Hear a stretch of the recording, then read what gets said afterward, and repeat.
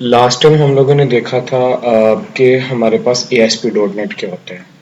तो ASP.NET पे हमारी सीरीज की ये तीसरी वीडियो है। फर्स्ट वीडियो में हम लोगों ने बेसिक इंट्रोडक्शन देखा था कि ASP.NET क्या है। ASP.NET हमारे पास एक वेबसाइट जनरेट करने के लिए टेक्नोलॉजी है जो कि हमें .NET प्रोवाइड करता है। और ASP.NET में हम MVC को यूज कर सकते हैं। MVC क्या था? Model view controller. ये हमारे पास मॉडल व्यू कंट्रोलर एक डिजाइन पैटर्न है जो कि ASP.NET से भी पहले का वेबसाइट जनरेट करने के लिए यूज हो रहा है। ASP.NET भी हम लोगों को MVC की फैसिलिटी प्रोवाइड करती है।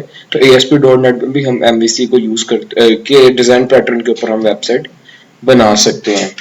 हमारे पास हम लोगों ने फर्स्ट लेक्चर में देखा था कि कैसे हम लोग MVC को यूज करते हुए एक बेसिक सी वेबसाइट बना सकते हैं। तो अगर आप लोगों ने इसका फर्स्ट पार्ट नहीं देखा तो आप काइंडली सबसे पहले इसका फर्स्ट पार्ट देखिए। फर्स्ट पार्ट में हम लोगों ने देखा था कि कैसे इसके बारे में हम बेसिक इंट्रोडक्शन देखा था कि मॉडल क्या होता है, व्यू क्या होता है और कंट्रोलर क्या होता है, और किस तरीके से हम मॉडल में अपना डोमेन की जो क्लासेस होती हैं उन्हें ऐड करके कंट्रोलर के थ्रू उन्हें इनिशियलाइज करके और व्यू के ऊपर हम कैसे HTML के ऊपर उस डाटा को डिस्प्ले कर सकते थे। इसका एक बेसिक सा हमने डेमो इसके पार्ट 1 में देखा था।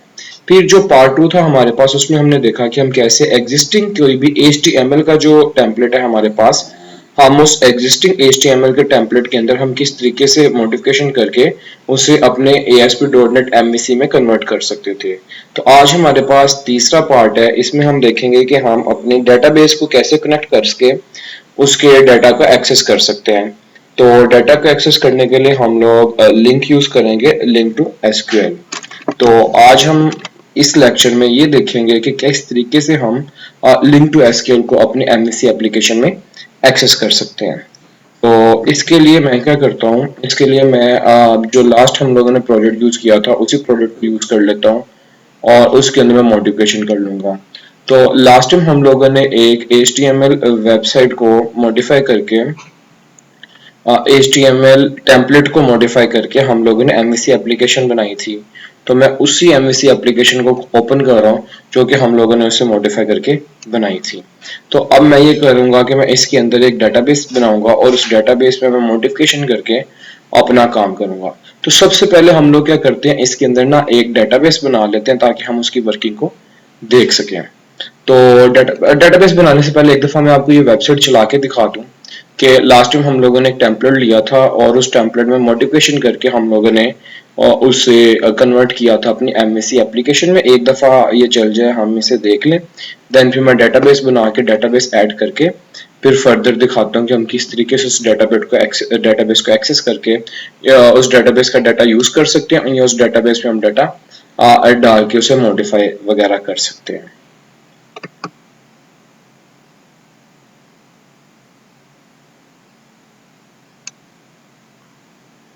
तो ये वेबसाइट ओपन हो रही है, उतनी देर तक हम वापस आ जाते हैं अपने विजुअल स्टूडियो में। तो ये लास्ट टाइम हम लोगों ने एक लेआउट बनाया था इसके लिए। अब वेबसाइट ये ओपन होगी।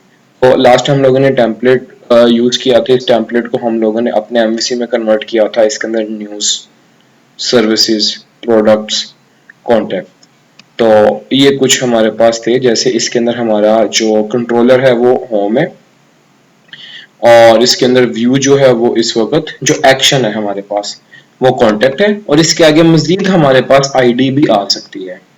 वो आज ही हम देखेंगे कि आईडी क्या होती है, उसे कैसे यूटिलाइज किया जा सकता है। जो बेसिक इसमें हम लोगों ने डिफाइन किया हुआ था, इसके अंदर हमने ये किया था कि सबसे पहले जो आपके रूट के अंदर जो सबसे पहले होगा वो आपके पास होगा आपका कंट्रोलर, कि कंट्रोलर कौन सा यूज होने। इस केस में हमारे पास हमने लास्ट टाइम कंट्रोलर बनाया था होम नाम का। तो ये कंट्रोलर में मेरे पास ये होम पड़ा हुआ है, तो ये इस कंट्रोलर को यूज कर रहा है। उसके बाद हम लोगों ने स्पेसिफाई किया था कि एक्शन हम एक्शन स्पेसिफाई कर रहे हैं। फॉर एग्जांपल कॉन्टेक्ट है या इंडेक्स है, यहाँ पे हम जो भी एक्शन लिखेंगे उसके अगेंस्ट वो एक्शन परफॉर्म करेगा मेरा कंट्रोलर। तो कंट्रोलर बताता है क्या करना है। कंट्रोलर इस HTTP रिस्पॉन्स को डील करता है। फॉर एग्जांपल यहाँ पे इंडेक्स के लिए हम लोगों ने जो एक्शन बनाया हुआ है वो क्या करेगा, इस इंडेक्स के व्यू को लोड कर देगा। और इंडेक्स का व्यू हमारे पास ये होम के अंदर इंडेक्स का व्यू भी पड़ा हुआ है व्यूज में। तो इसने क्या करना है, जैसे मैंने इंडेक्स लिखा इसने इंडेक्स का पेज लोड कर लिया। सिमिलरली अगर यहाँ पे मैं कॉन्टैक्ट लिखता हूँ तो वो क्या करेगा, कॉन्टैक्ट का एक्शन चलाएगा। और जो कॉन्टैक्ट का एक्शन है मेरे पास वो क्या कर रहा है, वो मेरे पास इस कॉन्टैक्ट वाले को व्यू को लोड कर रहा है। तो लास्ट टाइम तो हम लोगों ने जो टेम्पलेट यूज किया था उसमें ये सब चीजें हमारे पास हार्ड कोडेड थी। अब हम क्या करते हैं, अब हम अपना मॉडल इसके अंदर यूज करते हुए तो इस डाटा को मैनिपुलेट करने की कोशिश करते हैं। तो सबसे पहले मैं क्या करता हूँ, एक डेटाबेस ऐड कर लेता हूँ। तो डेटाबेस ऐड करने के लिए, अब डेटाबेस ऐड करने के लिए जो हमारे पास डायरेक्टरी होती है वो बेस्ट होती है कि आप ऐप डाटा की डायरेक्टरी को यूज करें। तो मैं ऐप डाटा की डायरेक्टरी में ऐड न्यू आइटम और उसके अंदर मैं ऐड कर लूंगा डेटाबेस। आई रिपीट, मैं ऐप डाटा में डेटाबेस ऐड करूंगा। इस पर राइट क्लिक किया, ऐड की ऑप्शन आई और ऐड के ऑप्शन में जाके मैं क्या करूंगा, न्यू आइटम। अब न्यू आइटम में मेरे पास मल्टीपल ऑप्शंस आ जाएंगे। मैं इसमें डाटा की ऑप्शन में आऊंगा और एसक्यूएल सर्वर डेटाबेस, और यहाँ पे जो भी नाम देना है मैं बाय डिफॉल्ट डेटाबेस 1 ही रहने दे रहा हूँ और मैं इसे ऐड कर दूंगा। तो जो डेटाबेस ऐड करने के लिए आपके पास बेस्ट डायरेक्टरी होती है वो होती है ऐप डाटा, ताकि आपकी चीजें मैनेज रहें। अब ये डेटाबेस तो मेरे पास बन गई। अब मैं क्या करूंगा, इस डेटाबेस को ओपन करता हूँ और इसके अंदर टेबल जनरेट करता हूँ। फिलहाल ये बिल्कुल न्यू डेटाबेस है, तो अगर आप ये देखें तो इसके अंदर टेबल के अंदर इस वक्त कोई टेबल मौजूद नहीं है। मैं इस टेबल के ऊपर राइट क्लिक करता हूँ और एक नया टेबल ऐड करता हूँ। तो मैं क्या करता हूँ, मैंने जो अब ये जो इसका ये कॉन्टेक्ट पेज है, चलिए इस कॉन्टेक्ट पेज के लिए हम कोई डेटाबेस बना लेते हैं। तो मैं कॉन्टेक्ट नाम का ही एक वो बना लेता हूँ टेबल, और उस टेबल में मैं दो चीजें ऐड कर लेता हूँ, नेम और ईमेल, ताकि मैं उसे यहाँ पर डिस्प्ले कर सकूँ। तो यहाँ पे मैं टेबल का नेम दे देता हूँ। ये चीजें हम लोग ऑलरेडी लिंक वाले टॉपिक में कर चुके हैं। तो अगर आपने लिंक वाला अभी तक लेक्चर नहीं देखा, लिंक टू एसक्यूएल वाला, तो वो लेक्चर भी आप देख सकते हैं। उसके अंदर हमने डिटेल में लिंक टू एसक्यूएल को डील किया था कि किस तरीके से हम लिंक टू एसक्यूएल को डील करते हैं। लिंक टू एसक्यूएल हम अलग से ऑलरेडी कवर कर चुके हैं और एमवीसी को हम अलग से कवर कर चुके हैं। आज हम इन दोनों को कंबाइन करके देख रहे हैं कि इन दोनों को हम कंबाइन करके कैसे काम कर सकते हैं। लिंक टू एसक्यूएल डिटेल में अलग से डिस्कस हो चुके हैं, आपको प्लेलिस्ट में मिल जाएगा। और एमवीसी फर्स्ट और सेकंड पार्ट में डिटेल में डिस्कस हो चुके हैं, उसका भी लिंक आपको प्लेलिस्ट में मिल जाएगा। आज हम इन दोनों चीजों को कंबाइन करके देख रहे हैं कि कैसे काम कर सकते हैं।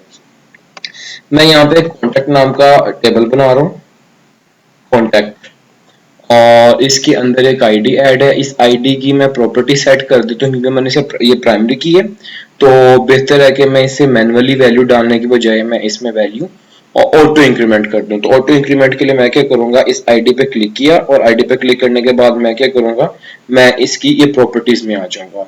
इस प्रॉपर्टीज में मैं क्या करूंगा कि जो मेरे पास इसकी एक प्रॉपर्टी होती है,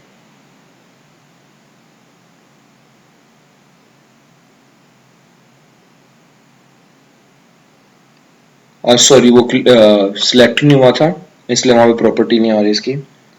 तो मेरे पास इसकी प्रॉपर्टी है इज आइडेंटिटी। तो आइडेंटिटी को मैं ट्रू कर दूंगा कि ये आइडेंटिटी है, तो इसे आप ऑटो इंक्रीमेंट करो। तो इसे मैंने ट्रू कर दिया।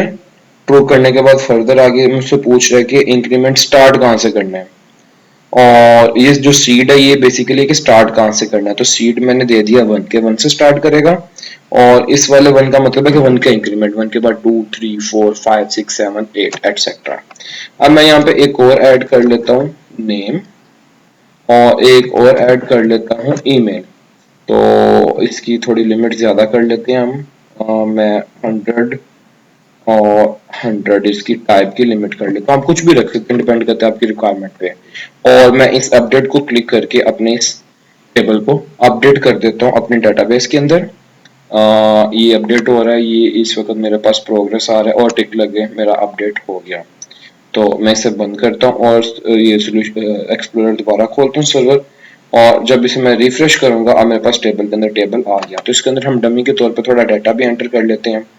तो show table data, show table data के अंदर मैं जाके डमी इसके अंदर कुछ डाटा ऐड कर रहा हूँ। फॉर एग्जांपल नेम के अंदर मैं लिख लेता हूँ विकास, ईमेल में लिख लेता हूँ waqas.riaz@pucit.edu.pk।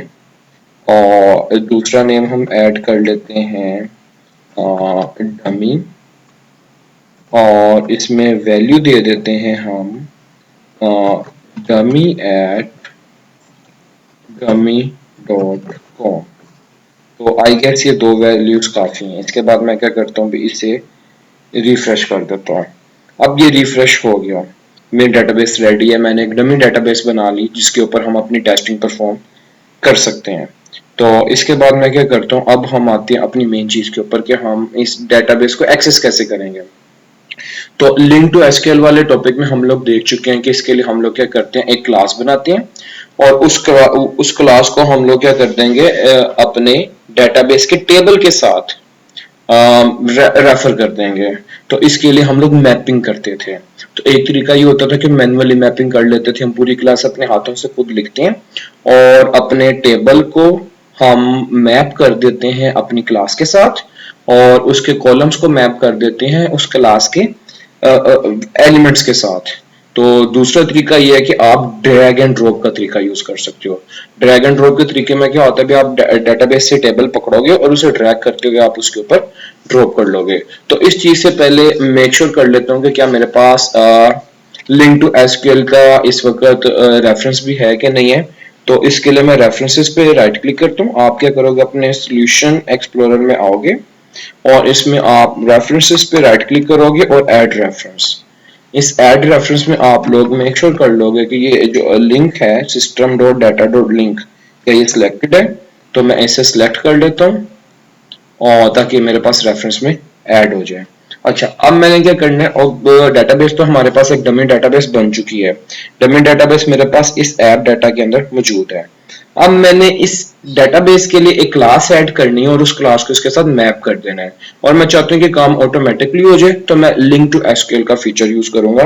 तो अब क्लास बनाने के लिए जो बेस्ट फोल्डर होता है वो मॉडल्स का होता है। तो मॉडल्स के अंदर मैं क्या करता हूँ, ऐड, और ऐड के बाद न्यू आइटम। आई रिपीट, क्योंकि मैंने अब मैपिंग वाली जो क्लास बनानी है वो मॉडल्स के अंदर बनानी है। मॉडल पर राइट क्लिक करूंगा, ऐड के ऑप्शन में जाऊंगा और न्यू आइटम पे क्लिक कर दूंगा। तो मेरे पास ऑप्शन आएगी लिंक टू एसक्यूएल क्लास। इस क्लास का बेनिफिट ये होता है कि हम क्या करेंगे, ड्रैग एंड ड्रॉप करेंगे अपने डेटाबेस को और वो क्या हो जाएगी, इसके ऊपर वो ऐड हो जाएगी। तो बाय डिफॉल्ट जो भी नेम था मैंने वही नेम रहने दिया, और अब ये मेरे पास डेटा क्लास 1 डॉट जो भी उसकी एक्सटेंशन है वो मेरे पास आ गई है। अब मैं अपना दोबारा सर्वर खोलता हूँ और उसमें से डेटाबेस का टेबल पकड़ता हूँ और इसे ड्रैग कर लेता हूँ अपनी इस क्लास में। अगर आपके पास ये क्लास बाय डिफॉल्ट ओपन नहीं होती तो आप मॉडल में आके यहाँ से इस क्लास को आप सिलेक्ट कर सकते हो। यहाँ से आप डबल क्लिक करेंगे तो ये क्लास आपके पास ओपन हो जाएगी, और इसके अंदर आप क्या कर सकते हो, आप यहाँ से अपने डेटाबेस से टेबल निकाल के आप इसे ड्रैग एंड ड्रॉप कर सकते हो। अब बाय डिफॉल्ट ये क्या करेगा, बाय डिफॉल्ट ये आपकी क्लास उसी नाम से बनाएगा जो यहाँ पे टेबल मौजूद है। अगर आप चेंज करना चाहो तो आप इसको नाम चेंज कर सकते हो। मैं बाय डिफॉल्ट यही रहने दे रहा हूँ, आप इसे चेंज कर सकते हो। अब जब मैं इसे रिफ्रेश सेव करूंगा तो मेरे पास इसकी क्लास सेव हो जाएगी। तो मैं सेव मॉडल, अब मेरे पास इसकी क्लास सेव हो गई। अगर आप खोल के देखना चाहो तो आप ये .cs क्लास को खोल के देख सकते हो। तो इसके अंदर मेरे पास ये मैपिंग की क्लास बन चुकी है। ये मैपिंग की क्लास है, मुझे खुद नहीं बनानी पड़ी, मैंने सिंपली ड्रैग एंड ड्रॉप किया और मैपिंग की क्लास मेरे पास बन गई है। तो अब मैं क्या करता हूँ, इस चीज को बंद कर देता हूँ। ठीक है, अब हम क्या करेंगे, अब हम ये करेंगे कि अपना ये जो अभी हमने एक डेटाबेस बनाई है और इसके लिए एक हम लोगों ने रेफरेंस के तौर पे क्लास बनाई है, हम इस क्लास को यूज करते हैं डाटा डिस्प्ले करते हैं। तो डाटा डिस्प्ले करने के लिए मैं क्या कर लेता हूँ, अपने व्यू में आता हूँ और एक नया व्यू बना लेते हैं। पिछले व्यू को छेड़ने के बजाय हम एक नया व्यू बना लेते हैं। तो नया व्यू बना लें या पिछले को ही मॉडिफाई कर लें, ये देख लेते हैं, नया बना लेते हैं। तो होम के अंदर मैं क्या कर लेता हूँ, ऐड व्यू। इस व्यू का नेम रख लेते हैं लेट्स सपोज टेस्ट। तो टेस्ट का नेम रख लेते हैं हम इसका, और मैं इसके ऊपर इसे एक लेआउट भी दे देता हूँ अपना। अब ये चीजें क्या होती हैं, अगर आपको ये चीजें कंफर्म नहीं है तो आप इसका पार्ट टू देख सकते हैं, उसमें इन चीज़ों की डिटेल मौजूद है कि ये लेआउट कैसे किस तरीके से हम सेट कर सकते हैं। तो मैंने इसे लेआउट दिया और ये मेरे पास एक टेस्ट का एक व्यू बन गया। अब इस व्यू के अंदर हार्ड कोडेड वैल्यू है टेस्ट, तो मैं इस हार्ड कोडेड वैल्यू को टेस्ट की बजाय कर लेता हूँ, कुछ भी कर लेते हैं। तो मैं इसे कर लेता हूँ कि ये है मेरा कॉन्टेक्ट डेमो पेज। अब मैं सिंपली से चलाता हूँ। तो जब मैं इसे चलाऊंगा तो इसका मैंने नेविगेशन में तो अभी ऐड नहीं किया, तो नेविगेशन में हमें इसकी एंट्री नहीं मिलेगी, लेकिन मैं इसे यूआरएल से डायरेक्ट हिट करके मैं इसे यूज कर पाऊंगा। तो ये नेविगेशन में मैंने अभी इसकी एंट्री नहीं की। तो फिलहाल मैं क्या करता हूँ, सबसे पहले कंट्रोलर का नेम दे देता हूँ। कंट्रोलर का नेम मेरा होम है स्लैश, इसके बाद में उसका व्यू का नेम दे देता हूँ, लेकिन अभी हम लोगों ने व्यू भी ऐड नहीं किया इसका, तो ये भी काम नहीं करेगा। हमें क्या करना पड़ेगा, सबसे पहले हमें इसका व्यू ऐड करना पड़ेगा अपने कंट्रोलर के अंदर। तो मैं कंट्रोलर पे वापस आ जाता हूँ। कंट्रोलर पे वापस आ जाता हूँ तो मुझे क्या करना पड़ेगा, इसका एक एक्शन बनाना पड़ेगा। तो मैं पहले से ही बना हुआ कोई एक्शन कॉपी कर लेता हूँ और इसके अंदर मैं जो अभी हमने व्यू बनाया, व्यू का नेम था टेस्ट, तो टेस्ट के लिए मैं एक एक्शन बना लिया ताकि जैसे ही कोई होम स्लैश टेस्ट करे तो ये टेस्ट का जैसे ही एक्शन एक्टिवेट हो तो वो क्या करे, इस टेस्ट के व्यू को रिटर्न कर दे। अब मैं इसे दोबारा चलाता हूँ, तो ये लास्ट टाइम इसने एक्सेस नहीं होना था। तो अब जब मैं इसके आगे करूंगा स्लैश होम स्लैश टेस्ट, तो इसने क्या करना है, इसने अब मेरा कंट्रोलर होम चलेगा। ये कंट्रोलर होम है, कंट्रोलर होम में एक्शन चलेगा टेस्ट। एक्शन टेस्ट क्या करेगा, इसके व्यू को रिटर्न कर देगा।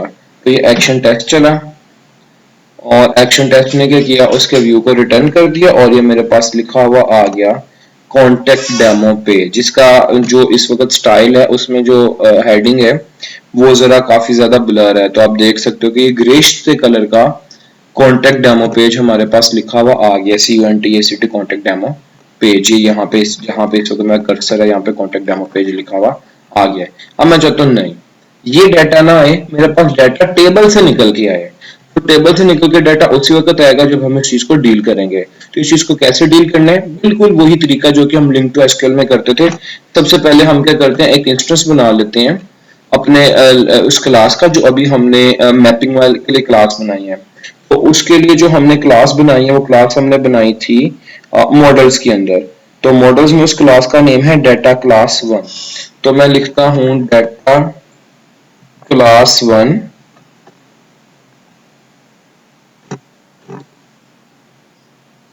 हमने बेसिकली इसका वो जो क्लास होती है कॉन्टेक्स्ट वाली, हमने उस क्लास को बनाना है। तो डाटा कॉन्टेक्स्ट वाली क्लास को,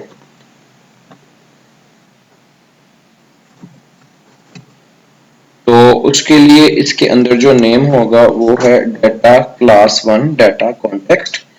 इसके आगे मैं कुछ भी नेम दे दूंगा, इक्वल न्यू, और क्योंकि अभी ये आपके पास इसलिए नहीं लोड हो रही क्योंकि हमने ऊपर इसको अभी किया नहीं है। तो सबसे पहले हम रेफरेंस तो देंगे ना कि हमने मॉडल्स यूज करने हैं। तो यूजिंग मेरे प्रोजेक्ट का नेम, मेरे प्रोजेक्ट का नेम है MVC एप्लीकेशन 4 डॉट, और ये जो मेरी क्लास पड़ी है मॉडल्स के अंदर पड़ी है, तो यहाँ पे मैं आगे दे दूंगा dot models application 4 dot models.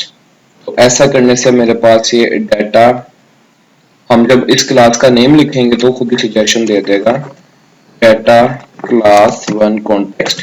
कोई भी हम बना लेते हैं डाटा कॉन्टेक्स्ट इसी न्यू, और अगेन ये मेरे पास एक इसका इंस्टेंस बन गया। तो लिंक टू एसक्यूएल में भी बिल्कुल हम यही करते थे कि हम उसका एक इंस्टेंस बना लेते थे। अब इस डीसी के अंदर मेरे पास वो टेबल के लिए क्लास मौजूद है, तो उसका बाय डिफॉल्ट नेम कॉन्टेक्ट ही होगा।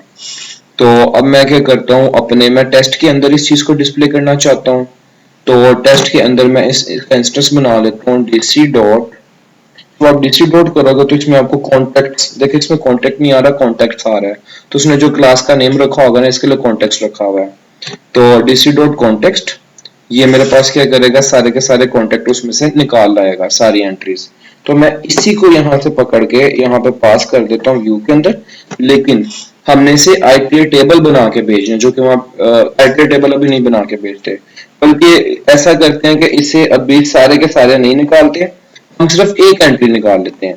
तो एक एंट्री में इस तरीके से निकाल लेता हूँ कि मैं लिख लेता हूँ var selection is equal to dc dot contacts dot where.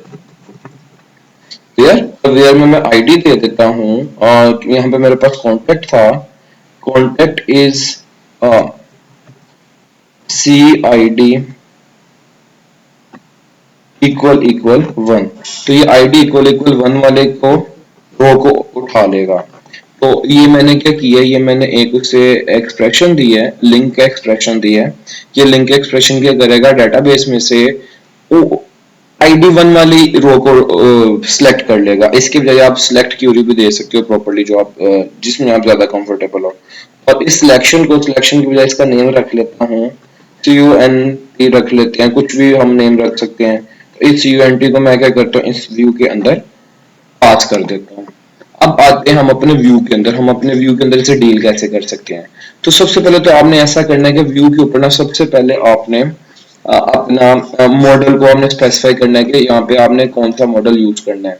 तो इसके लिए आप @MODEL, ये चीज भी हम लोगों ने इसके पार्ट 1 में देखा था कि किस तरीके से मॉडल ऐड कर सकते हैं। सबसे पहले आपकी एप्लीकेशन का नेम आ जाएगा, MVC एप्लीकेशन 4 है मेरी। उसके बाद आपका मॉडल्स, जिसके अंदर मेरा मॉडल पड़ा है, डॉट, जो आपकी क्लास है, क्लास का नेम कॉन्टेक्ट है, जो मैंने वहां पे पास किया है। मैं दोबारा दिखाता हूँ एक दफा। यहाँ पे मैंने उस कॉन्टेक्ट क्लास की एक रो निकाली जो कि उस कॉन्टेक्ट टाइप की है बेसिकली, और उसे मैंने पास कर दिया। वीआर भी लिख सकते हो, और यहाँ अब मैंने यहाँ पे पास कर दिया। अब यहाँ पे मैं क्या करूंगा, इसे यूज करने के लिए मैं क्या कर लेता हूँ, यहाँ पे नीचे एक पैराग्राफ या टेबल बना लेते हैं। तो मैं टेबल बना लेता हूँ। टेबल के लिए टैग यूज होता है टेबल, और इस टेबल के अंदर रो के लिए टैग यूज होता है tr, और इसके अंदर हर एंट्री के लिए टैग यूज होता है td, और इसके अंदर मैं एंट्री कर लेता हूँ आईडी। सिमिलरली मैं एंट्री कर लेता हूँ आईडी के अलावा इसके अंदर आईडी कर लेते हैं, और दूसरा मेरे पास नेम है, और तीसरा मेरे पास ईमेल है। ये तो मैंने बना ली अपने सॉरी, ये तो मैंने बना ली अपना हेड बना लिया उसका।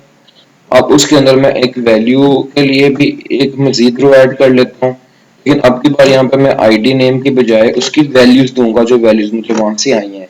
तो वैल्यूज को एक्सेस करने के लिए हम लोग @, जब भी आपने एक C# का कोड यूज करना है, आप @, यूज करोगे।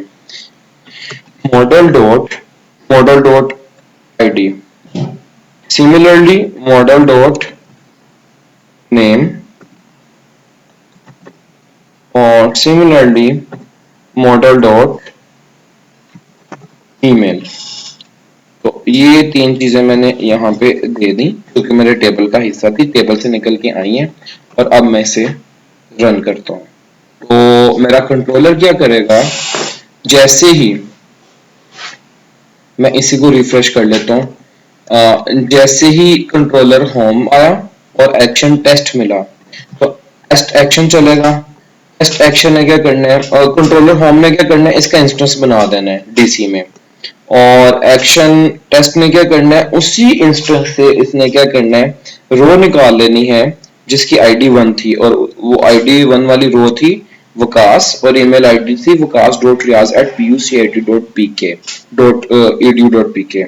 तो इसने उस रो को निकालना है और उस रो को पास कर देना व्यू में, और व्यू ने उस रो को पकड़ा और उस रो के डाटा को टेबल के अंदर रख के दूसरी रो में डिस्प्ले कर दिया। तो ये मेरे पास एरर आ गया है, इस एरर को देख लेते हैं कि एरर क्या आया है। तो वो कह रहा है बट द डिक्शनरी, तो हमारे पास इश्यू ये है कि यहाँ पे वेयर लगा हुआ है, वेयर मल्टीपल चीजें रिटर्न कर सकते हैं। तो यहाँ पे मैं कोई ऐसा कीवर्ड यूज करूंगा, लेट्स से फर्स्ट, जो कि एक सिंगल रो को ही रिटर्न करेगा। अब मेरी चीज बिल्कुल सही चलेगी। तो मैं /home/test,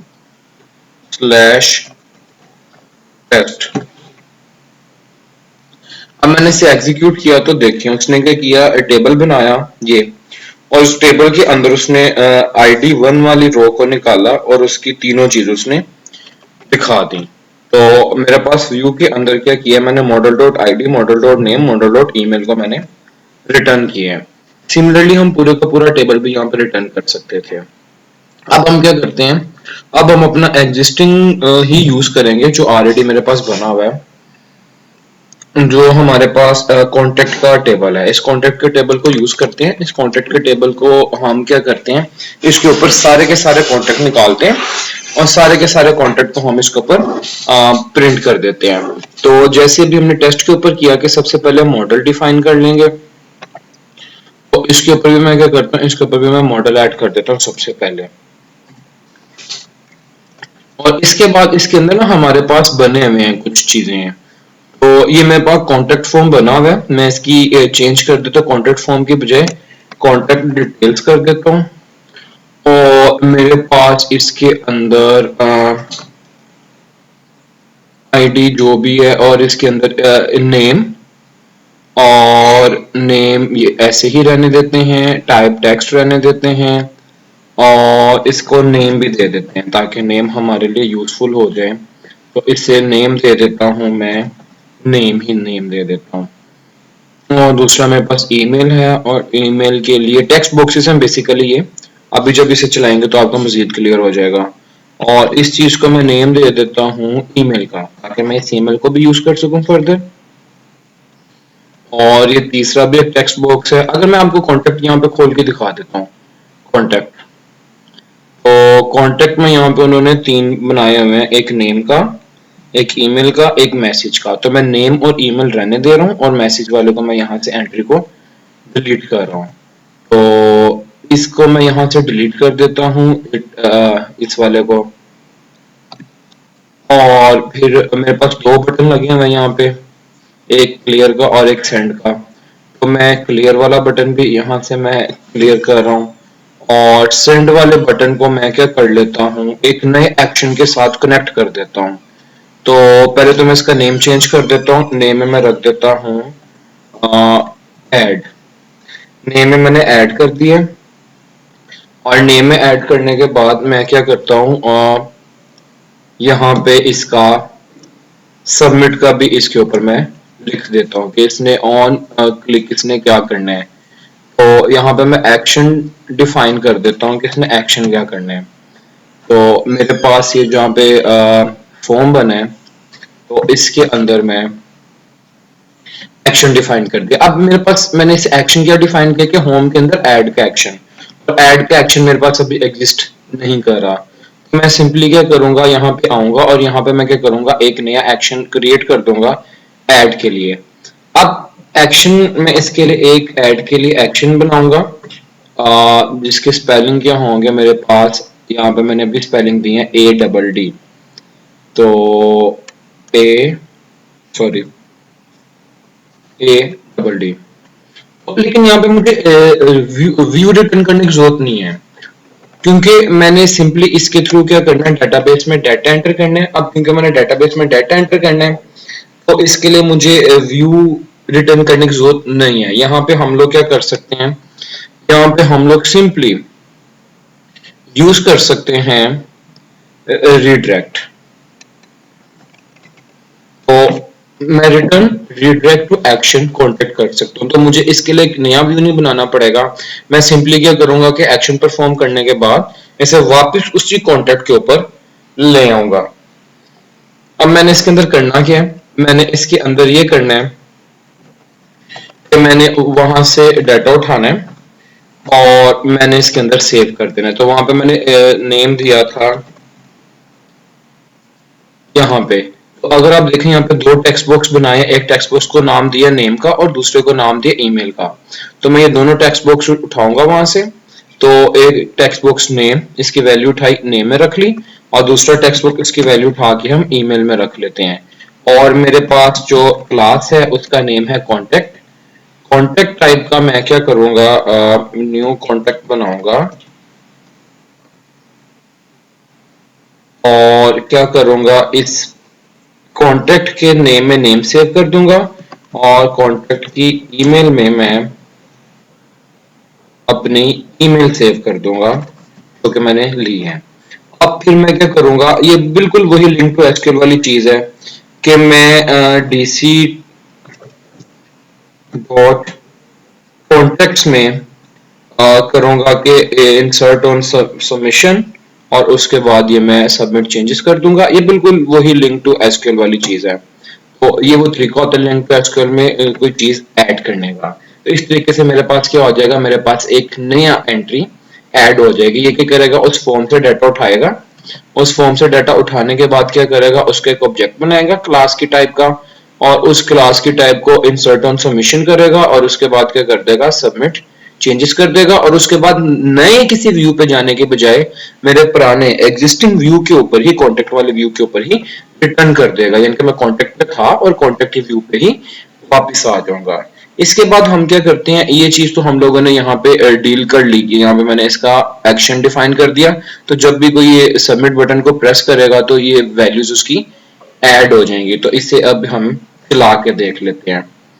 तो मैं इसे सिंपली फायरफॉक्स में चलाता हूँ, और इससे पहले ना हम इसका डाटा भी देख लेना चाहिए था। खैर, तो मैं इसी को रिफ्रेश कर लेता हूँ, कॉन्टेक्ट वाले को। तो अगर आप देखेंगे इसके ऊपर नेम और इस बटन को मैंने ऐड कर दिया था।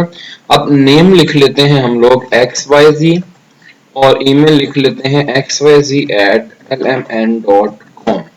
और मैं इस ऐड को क्लिक करूंगा। ऐड को क्लिक करने से क्या हुआ कि उसने ऐड के एक्शन को उसने चलाया। अब ऐड के उसने क्या किया, होम के ऐड के एक्शन में आया। अब ये मेरे पास होम में ऐड का एक्शन है। होम के एक्शन, ऐड के एक्शन ने क्या किया, नेम और ईमेल निकाला, ऑब्जेक्ट बनाया और उसे एंटर कर दिया। अब मैं इस प्रोजेक्ट को रोक के डेटाबेस के अंदर टेबल में अपना डाटा अगर देखूंगा तो मेरे पास वो डाटा वही होगा जो कि अभी हम लोगों ने एंटर किया। तो कॉन्टेक्ट मेरा टेबल है, टेबल के अंदर show table data, show table data में आप देखें यहाँ पे मेरे पास XYZ की एंट्री आ चुकी है। तो इस तरीके से हमने क्या किया कि ये जो XYZ की एंट्री हमने करवाई, हमने अपने फॉर्म की मदद से करवाई। हमने फॉर्म में से डाटा निकाला और जो उसका हमने एक्शन चलाया, उस एक्शन को हमने काम कर लिया। अच्छा, फिर एक और चीज इसके अंदर हम वैल्यूज भी पास कर सकते हैं। फॉर एग्जांपल इंट और आईडी। और वो आईडी क्या होगी, यहाँ पे जो तीसरी चीज होती है बेसिकली वो चीज होती है, हमारे आर्गुमेंट्स होते हैं। आर्गुमेंट में आती है /2। ये क्या करेगा, अभी मेरे उस कॉन्टेक्ट को टू पास करेगा। और अगर यहाँ पे ऐड टू करूंगा तो ये ऐड को टू पास करेगा। इस तरीके से हम जरूरत पड़ने पे यहाँ पे अपनी चीज को डील भी कर सकते हैं। फिलहाल हम ये काम नहीं कर रहे हैं। अब मैं चाहता हूँ कि मैं ना अपना सारे के सारी चीजें डिस्प्ले भी करूं उसी कॉन्टेक्ट के अंदर। मैं कॉन्टेक्ट में क्या करता हूँ, इसी डीसी डॉट कॉन्टेक्स्ट, ये सारे कॉन्टेक्ट्स आ जाएंगे और इसे लिस्ट में कन्वर्ट करके, लिस्ट आइटरेट टेबल होती है। कॉन्टेक्ट जो थे, कॉन्टेक्ट आइटरेट टेबल नहीं थे, लेकिन जब इसे टू लिस्ट किया तो ये आइटरेट टेबल है। तो इसे मैं कन्वर्ट करके यहाँ से भेजूंगा, और इसे हम अगली साइड पे वहां पे व्यूज में भी डील कर लेते हैं। तो कॉन्टेक्स्ट डॉट टू लिस्ट। अब मैं क्या आता हूँ, कॉन्टेक्ट में आता हूँ, और यहाँ पे इसके लिए क्या करता हूँ, मैं इसके बाद एक ब्रेक लाइन कर लेता हूँ। और ब्रेक लाइन के बाद में एक टेबल बना लेता हूँ। जो भी हम लोगों ने यहाँ पे टेक्स्ट में टेबल बनाया था, बिल्कुल इसी से मिलता जुलता मैं एक टेबल बना लेता हूँ। इसी टेबल को कॉपी पेस्ट कर लेते हैं हम। बल्कि मैं ऑलरेडी बनाया हुआ टेबल।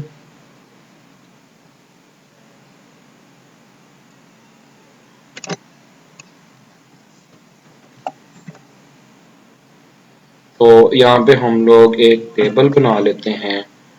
उस टेबल में मैंने ये किया है कि फॉर लूप लगाई है, वेरिएबल VARS इन मॉडल। और मैंने क्या किया है, मैंने इसके ऊपर सबसे पहले तो ये किया कि हमने टेबल की जो पहली रो है इसमें आईडी, नेम और ईमेल हेडिंग्स दे दी। और इसके बाद मैंने ये तीनों चीजें यहाँ से निकाली और इन्हें प्रिंट कर दिया। अच्छा, एक चीज यहाँ पे ये एरर इस वजह से आ रहा है क्योंकि जो मैंने मॉडल यहाँ पे डाला है वो मॉडल आइटरेटेबल नहीं है। अगर यहाँ पे आप एरर भी पढ़ें तो एरर भी यही कह रहा है कि ये आइटरेटेबल नहीं है, क्योंकि लास्ट टाइम टेस्ट में हम लोग एक सिंगल वैल्यू को डील कर रहे हैं, सिंगल वैल्यू हमने पास की और सिंगल वैल्यू को डील किया, और सिंगल वैल्यू मेरे इस कॉन्टेक्ट टाइप की थी। लेकिन यहाँ पे ये कॉन्टेक्ट टाइप हमारे काम नहीं आएगी, तो इसके लिए हमें क्या करना पड़ेगा, इसे आइटरेटेबल बनाना पड़ेगा। और इसे आइटरेटेबल बनाने के लिए हम लोग इसके साइडों पे लगाएंगे एनुमरेट।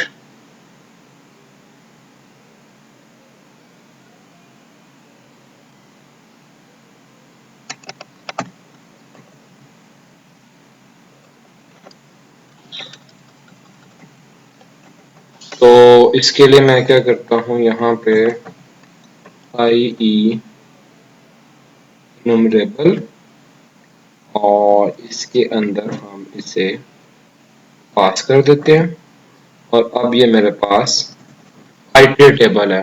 तो अब ये मेरी लूप बिल्कुल काम करेगी। अच्छा, इस लूप में आप देखें मैंने तीन चीजें तो ये डालनी, इसके बाद मैंने क्या किया, दो लिंक भी डाले हैं। दो लिंक मैंने क्या डाले, एक मैंने एडिट वी और एक मैंने डिलीट वी नाम के लिंक डाले। अब ये जो दो चीजें हैं, ये दो एक्शंस हैं जो कि अभी तक मैंने वहां पे डिफाइन नहीं किए, इन्हें भी डिफाइन कर लेंगे। ये एक्शन क्या करेगा, ये एक आईडी एक्सेप्ट करेगा। जैसे अभी मैंने आपको बताया कि हम लोग क्या कर सकते हैं, हम यहाँ पे एक्शन के अंदर हम यहाँ पे कोई चीज पास भी कर सकते हैं।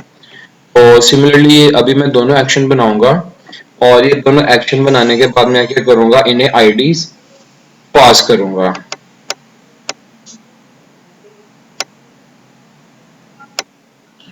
तो इसमें मैंने दो लिंक डाले हैं जो कि एडिट और उसे डिलीट करेंगे।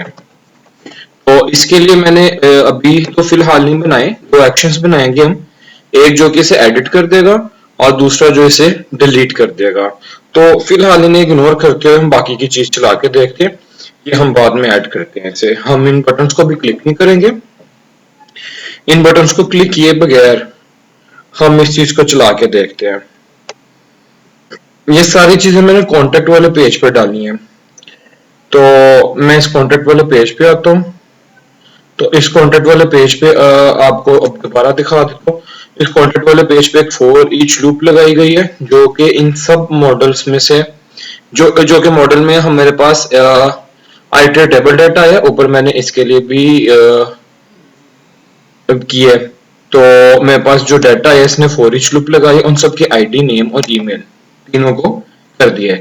ये डमी डाटा हमने पहले खुद मैन्युअली एंटर किया था, और ये हम लोगों ने थोड़ी देर पहले इस ऐड के यूज करते हुए हम लोगों ने ऐड किया है। तो ऊपर हम लोगों ने एक फॉर्म ऐड किया था जिसमें नेम और ईमेल लेके ऐड का बटन क्या करता था, ऐड के एक्शन पे जाके उस चीज को ऐड करवा देता था, और उसके बाद कॉन्टेक्ट पे ही रीडायरेक्ट कर लेता था। अभी ऐड करके देखते हैं। तो एक और ऐड कर लेते हैं हम लोग, एबीसी और abc@ucit.edu. ठीक है, अब जब मैं इसे ऐड करूंगा, इसने ऐड करने को कॉन्टेक्ट पे ही रीडायरेक्ट कर दिया, और नीचे अगर आप देखो तो एबीसी की एंट्री भी मेरे पास आ चुकी है। अभी मैंने एडिट और डिलीट की चीजें ऐड नहीं की, तो पहले डिलीट की ऐड कर लेते हैं, रिस्पेक्टिवली इजी है। फिलहाल ये डिलीट काम नहीं करेगा क्योंकि उसका एक्शन एग्जिस्ट नहीं कर रहा। तो अगर मैं डिलीट को क्लिक करता हूँ तो देखिए मैंने उसे पाथ क्या दिया था, डिलीट, और इसके आगे आईडी। और डिलीट तो दे दिया मैंने, तो उसके बाद उसकी आईडी भी दे दी, लेकिन इसको मैंने अभी इंप्लीमेंट नहीं किया, तो इसे इंप्लीमेंट भी कर लेते हैं। तो इसके लिए मैं क्या करूंगा,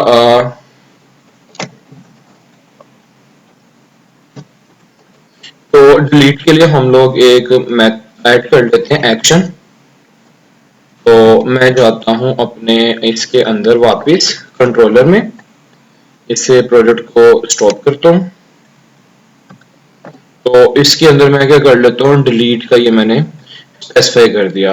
अब मेरे पास डीसी के अंदर कॉन्टेक्ट नाम का टेबल है। तो ये क्या करेगा, अभी आईडी जो भी आई है उस आईडी के इक्वल पहला जो भी कॉन्टेक्ट है उसके अगेंस्ट एक ही होना है। फॉर एग्जांपल आईडी 1 आई है, तो आईडी 1 पे वकास और वकास एट PUC80 जो पड़ी है रो, उस रो को निकाल देगा। उस रो को निकालने के बाद क्या कर रहा हूँ, उस रो को मैं डिलीट ऑन सबमिट किया, और उसके बाद सबमिट कर दिया, और उसके बाद इसे हम इंडेक्स पे भी रिटर्न करवा सकते हैं, और हम कॉन्टेक्ट पे भी रिटर्न करवा सकते हैं। तो मैं इसे कॉन्टेक्ट पे ही रिटर्न करा रहा हूँ। इसका नेम डिलीट है और मैं वापस आता हूँ अपने कॉन्टेक्ट पे, यहाँ पे भी इसका नेम मैं डिलीट कर लेता हूँ।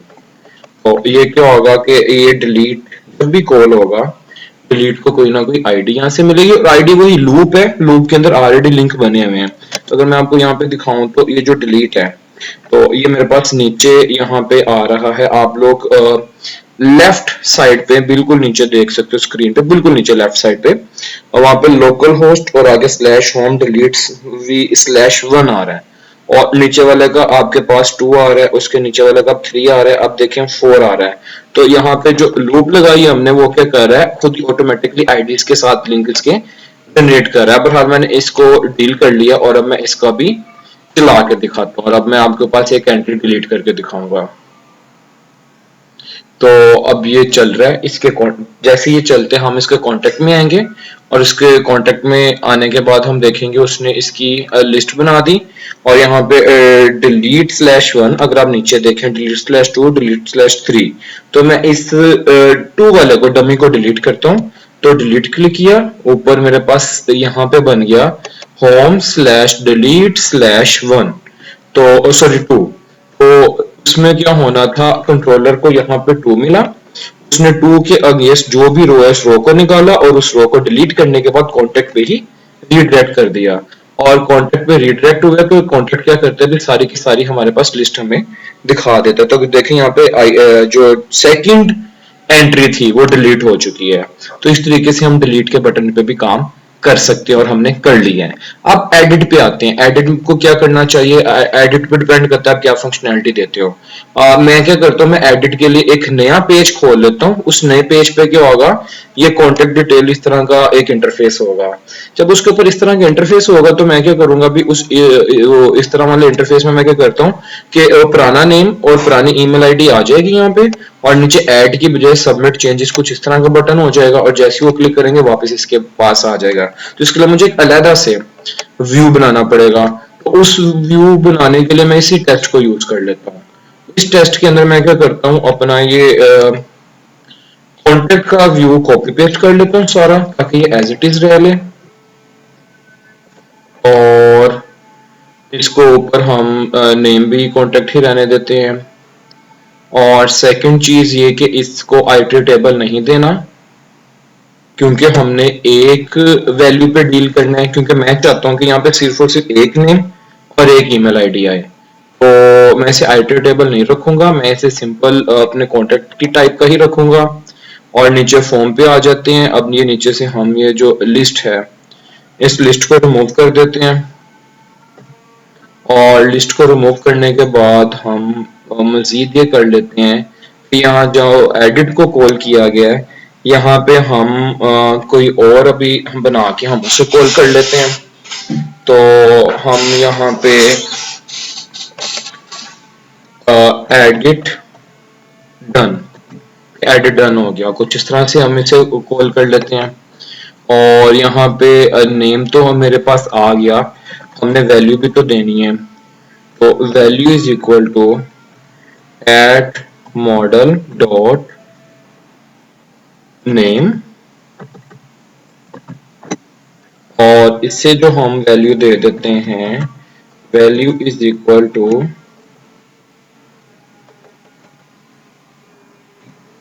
Eight model dot email.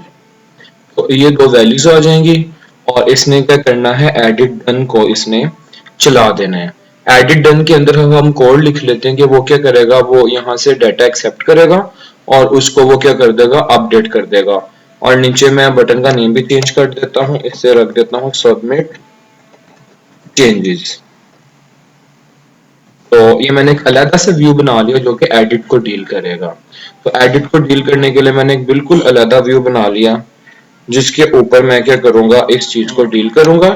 और अपने वापस कॉन्टेक्ट में आता हूँ। कॉन्टेक्ट में इसके लिए हम इसका इस व्यू का नेम है टेस्ट, और तो इसके लिए हम लोग क्या कर लेते हैं, अपने इस टेस्ट को जहां पे मैंने एडिट लिखा है यहाँ पे हम क्या कर लेते हैं, इस टेस्ट को कॉल कर लेंगे। वैसे इसका नेम मीनिंगफुल ही होना चाहिए था, इसका नेम एडिट ही होना चाहिए था, लेकिन क्योंकि मैं पहले बना चुका हूँ तो मैं उसी नेम को फॉलो करूंगा।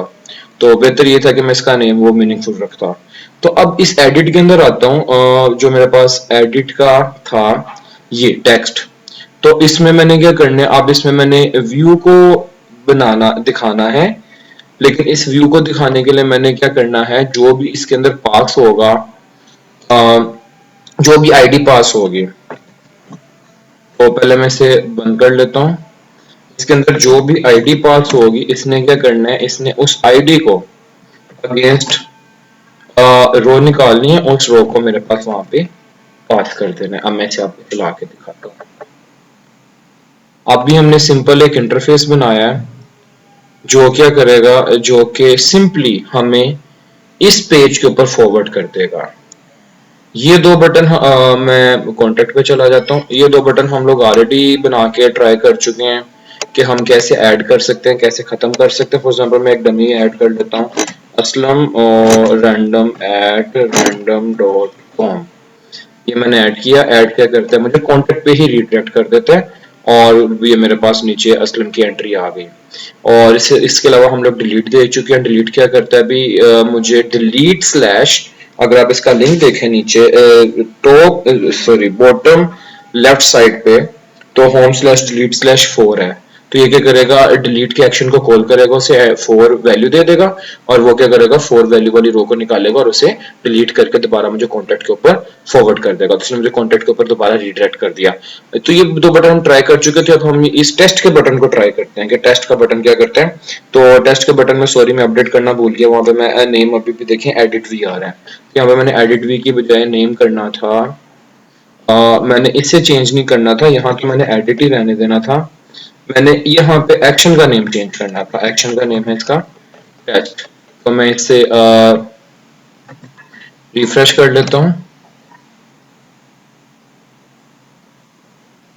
तो मेरे पास आ रहा है अब यहाँ पे एडिट, और एडिट में अगर आप नीचे लिंक देखें तो टेस्ट 1 है। तो मैं इस ये जो रैंडम, ये भी मैंने एडिट मैं एडिट को क्लिक करता हूँ, तो एड्स ने क्या करना है, उस टेस्ट को कॉल किया, और टेस्ट में उसने वैल्यू क्या पास कर दी, 5। तो उसने क्या करना है, उस 5 का डाटा निकाला। अब मैं वापस आपको उसके ऊपर लेके आता हूँ अपने कंट्रोलर पे।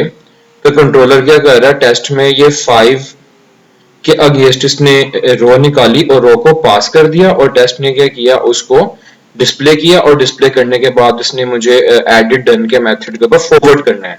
एडिट डन मैंने अभी नहीं लिखा। सबमिट चेंजेस के नीचे अगर मैं जब भी क्लिक करूंगा तो ये क्या करेगा, एडिट डन के मेथड को कॉल करेगा। अब एडिट डन का मेथड लिख लेते हैं, जो क्या करेगा, जो इस असलम और इस वैल्यू को अपडेट कर देगा मेरे पास।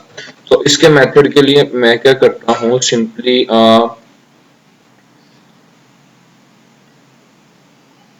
मैंने ऑलरेडी लिखा हुआ है, मैं उसी को कॉपी पेस्ट करूंगा। तो मैं इस प्रोजेक्ट को पोज कर रहा हूँ, और कंट्रोलर में आके मैं एडिट डन के लिए एक मेथड लिखने लगा हूँ, जो वहां से मेरी वैल्यूज आई हैं उन्हें डन कर देगा। तो मैंने नाम दिया है एडिट डन कॉन्टेक्ट्स। तो ये क्या करेगा, उस आईडी का गेस्ट कॉन्टेक्ट निकालेगा, और उसकी मेरे फॉर्म में से नेम और ईमेल उठाएगा, और उन पेजेस को सबमिट करने के बाद वापस कॉन्टेक्ट पे ले आएगा कि देखिए अभी मैं कहाँ पे हूँ। अभी मैं इस टेस्ट के ऊपर हूँ, जो कि मैंने एक डमी बनाया हुआ है अलग से, जिसमें से मैं एक इस इंटरफेस बनाया कि वैल्यूज चेंज करवाने के लिए। तो अब मैं यहाँ से वैल्यू लेके जब सबमिट चेंज को क्लिक करेंगे, तो सबमिट चेंज क्या करेगा, उसके अगेंस्ट वैल्यूज जो है, सॉरी, उसके अगेंस्ट जो वैल्यूज होंगी वो अपडेट करेगा और सबमिट चेंजेस कर देगा, और मेरे वैल्यूज क्या हो जाएंगे, मेरे वैल्यूज अपडेट हो जाएंगी। तो मैं इसे बंद करके दोबारा चला रहा हूँ, ताकि हम इस चीज को भी एक्सपीरियंस कर लें, जो कि लास्ट चीज है आज की। तो ये मेरे पास इंटरफेस चल गया। जैसे ये चलता है तो इसके अंदर हम एंट्री करके इस चीज को भी टेस्ट करके देख लेते हैं। मैं कॉन्टेक्ट में आता हूँ, और कॉन्टेक्ट के अंदर आके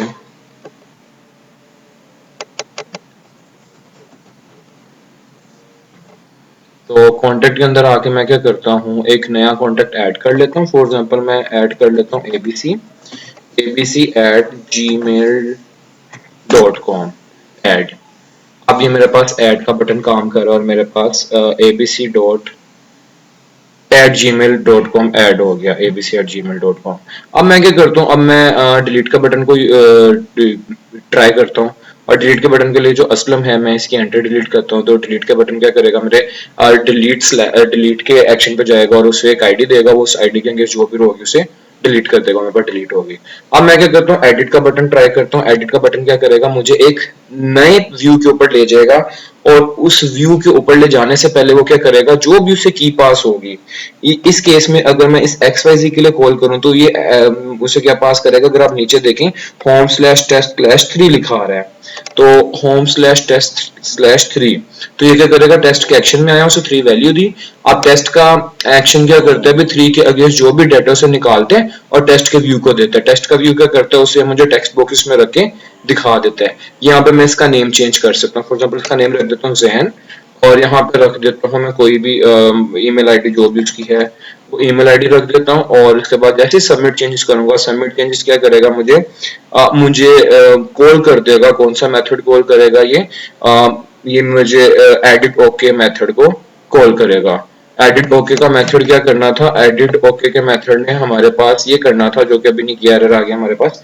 एडिट ओके के मेथड ने ये करना था कि इसको, सॉरी, एडिट डन वाले मेथड ने, एडिट डन वाले मेथड को जो भी आईडी मिलनी थी, इसने क्या करना था, उस आईडी के कॉन्टेक्ट को निकालना था।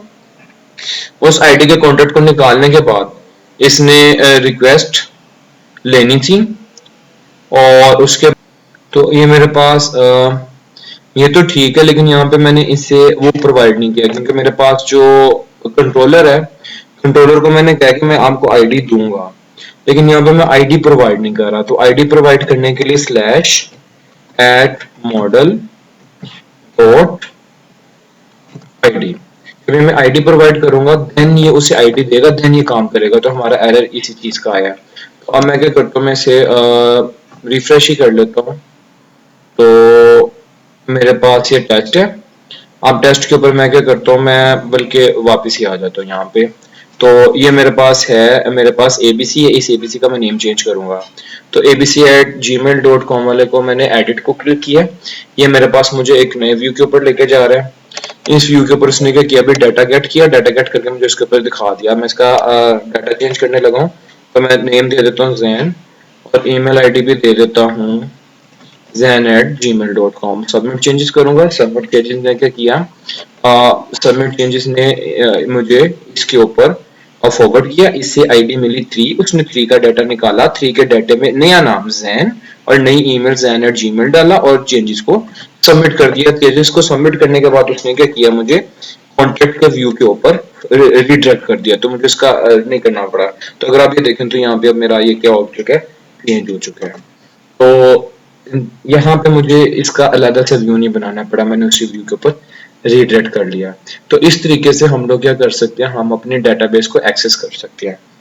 तो इस लेक्चर में हम लोगों ने देखा कि किस तरीके से हम डेटाबेस को लिंक टू एसक्यूएल की तरीके से हम एक मैपिंग की हुई क्लास को मॉडल में ऐड करके उस मॉडल की इंस्टेंसेस बना के कंट्रोलर के अंदर किस तरीके से उसे डाटा रिट्रीव कर सकते हैं, डाटा को डिलीट कर सकते हैं और डाटा को एडिट कर सकते हैं। फिर हमने ये भी देखा कि किस तरीके से हम डाटा को फॉरवर्ड कर सकते हैं अपने व्यू के ऊपर, या व्यू में से वापस हम कैसे डाटा अपने कंट्रोलर के अंदर लेके आ सकते हैं। तो सारी चीजें हम लोगों ने आज की हैं। तो हो सकता है कि एंड से थोड़ा सा आपको कंफ्यूजिंग लगा हो, लेकिन बेहतर यही है कि आप इस चीज को साथ साथ प्रैक्टिस करें। आप वीडियो को पॉज करते जाएं साथ साथ, और साथ साथ इस चीज को अपना विजुअल स्टूडियो खोलें और साथ साथ इस चीज को प्रैक्टिस करते जाएं। जब इन चीजों को आप अपने हाथों से करेंगे तो आपको क्लियर होगा। एंड से थोड़ा सा कंफ्यूजिंग हो गया होगा आपके लिए, लेकिन बेहतर यही है कि आप इसे अपने हाथों से करें, देन ही आपको इसके फ्लो की अंडरस्टैंडिंग होगी। तो आज के लिए बस इतना ही था। होप आप लोगों को समझ आ गया होगा। अगर नहीं समझ आया तो आप अपने इश्यूज प्रैक्टिस करते वक्त साथ साथ पॉइंट आउट करके कमेंट्स में पूछ सकते हैं, या नेक्स्ट टाइम या लाइव सेशन में आप लोग मुझसे पूछ सकते हैं।